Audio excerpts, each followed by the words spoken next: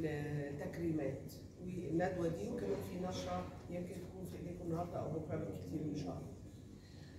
بالنسبه بس لمحه سريعه برضه، مهرجان الاقصر للسينما الافريقيه تم تكريمه في 2011 في مصر، وكان ظرف صعب جدا، ولكن كان الشغف والحب والبحث في ان احنا نقول ان احنا افارقه. Elle a écrit 14 livres, dont un livre sur les films d'amour et de la guerre, un film qui intitulé Omar el-Sherif, Les roues en fait des beaux jours. Le dernier livre, je pense que c'est un sondage, donc le sondage sur les meilleurs 100 films sur la femme. Donc plusieurs nationalités à cette époque, et ils ont ramené leurs équipements et tout. Mais la production égyptienne, au sens propre du terme, a commencé en 1905. Et à partir de cette date-là, à partir de 1905, on a commencé donc à créer une vraie infrastructure cinématographique. On avait créé des salles, etc. Et elle dit que nous, en tant qu'Africains, nous devons nous soutenir les uns les autres sans attendre les subventions du Nord.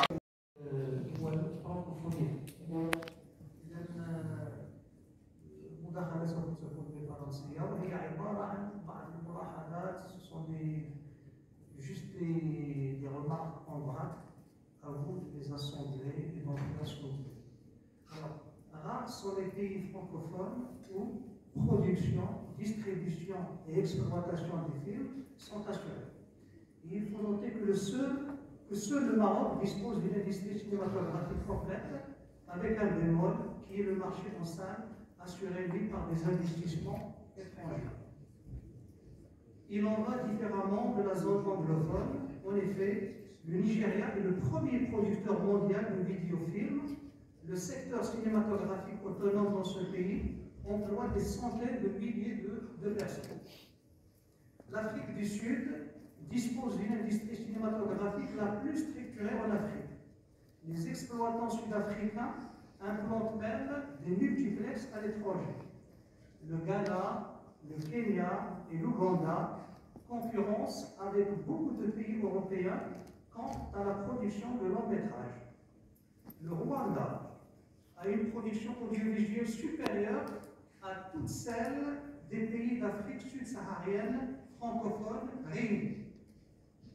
La toute petite partie anglophone du Cameroun produit plus de films que l'État central francophone. Au Nigeria, pays dont le taux de chômage est de... En fait, je vous cache pas que là, on est venu parler du cinéma à la veille de la Coupe du Monde. Et bien que je sois présente avec vous ici, mon cœur il est déjà au Qatar. Et je vous avoue que pas uniquement mon cœur, c'est aussi mon esprit. Parce qu'au-delà de mon attachement, je suis aussi fascinée par la qualité et la magie de toute cette organisation, de tout ce qui se passe. Tout le monde va au Qatar, toute l'attention médiatique va au Qatar, tout le monde est en train d'être un peu inconsciemment ou consciemment pris par des émotions diversifiées par rapport à une équipe précise ou à un match bien précis. Je suis impressionnée par ça.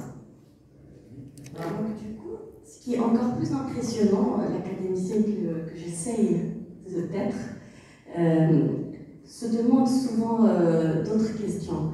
Par rapport à la qualité de toute cette organisation, de l'historique de cette organisation, de foot, par rapport à une identification.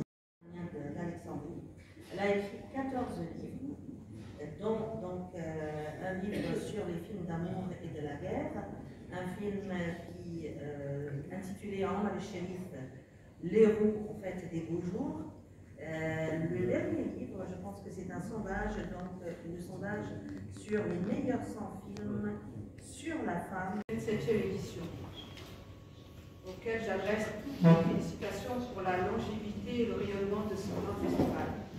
Cet échange d'aujourd'hui sur la croissance de l'industrie du cinéma africain durant les 20 dernières années nous offrira sans doute l'occasion d'échanger et de préciser ce que la notion de croissance recouvre dans le paysage audiovisuel et cinématographique africain.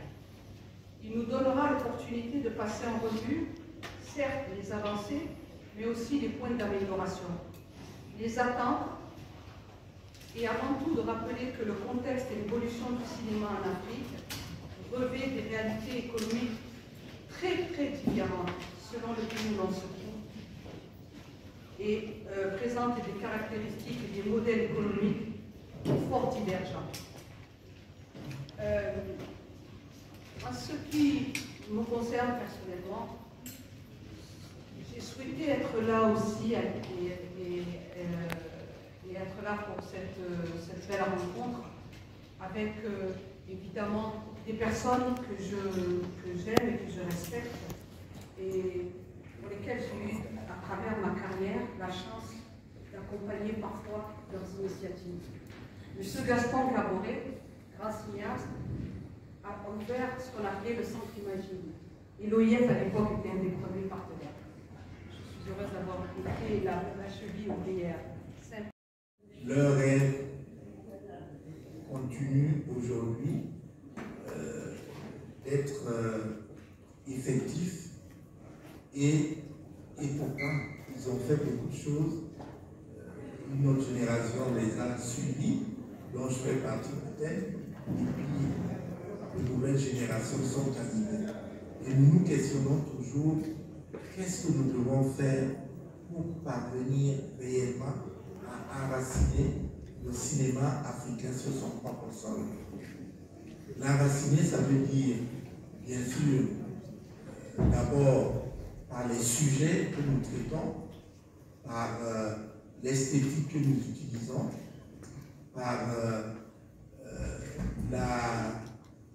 le combat que nous menons pour donner à l'Afrique son propre regard dans sa diversité, parce que tous les pays ont leur spécificité, ont leur réalité, et moi, mon envie est que nous voyons des films qui soient à la fois africains et tellement différents les uns des autres pour traduire la richesse de ce continent dont l'histoire plurielle.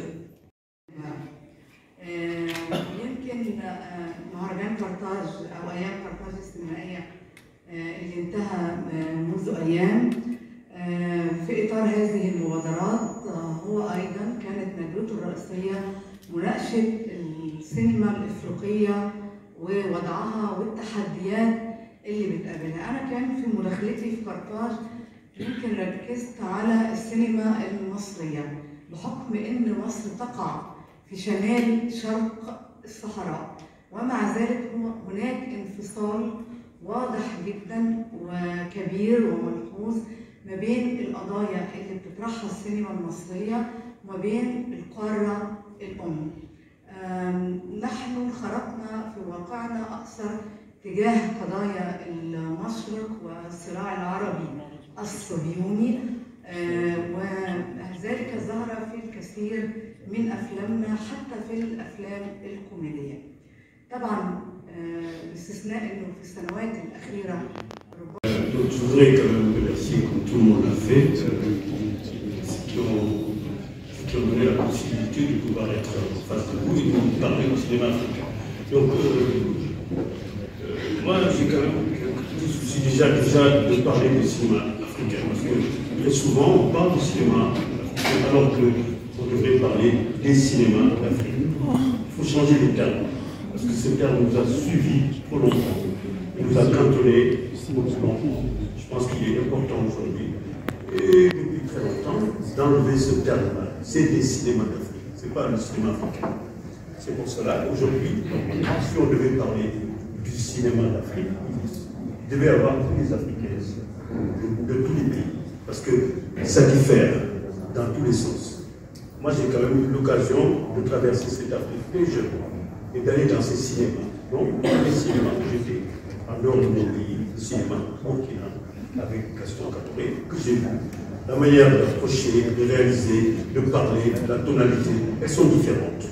Donc il faudrait nécessairement qu'on parle plus du cinéma africain, qu'on parle des cinémas africains. C'est important.